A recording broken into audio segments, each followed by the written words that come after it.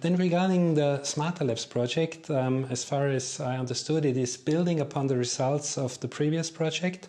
It will be completed in March 2019, and some of the main goals were to investigate how scaling of a living lab can take place and how to include social groups, specific social groups.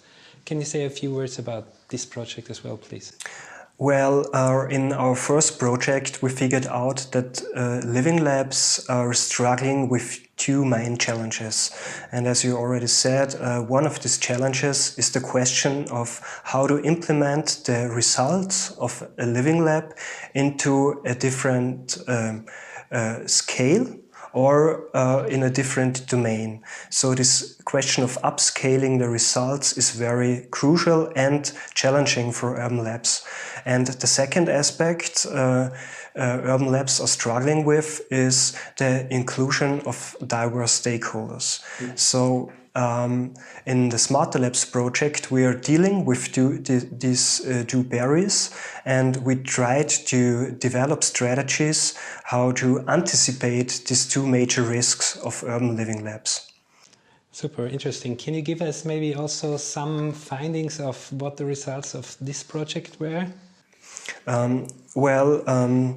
The results are split to these two groups. So we developed 10 guidelines connected to the question of social inclusion and upscaling. And regarding participation or like social inclusion, one challenge is, for example, that relevant stakeholders are kept out of the Living Lab initiatives because they lack in the necessarily resources, energy, time or knowledge, or they do have conflicting goals or viewpoints and do not want to participate in this lab approach.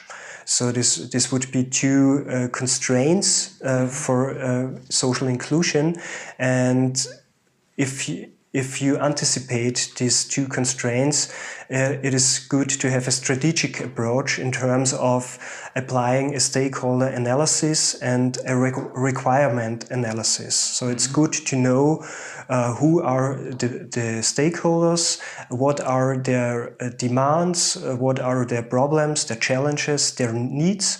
And if you know about the diverse stakeholder groups, then you can acknowledge this in the strategies to address the different stakeholder groups.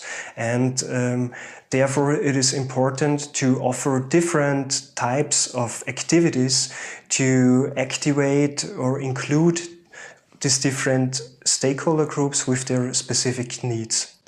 Thank you very much, Mr. Höpfliner.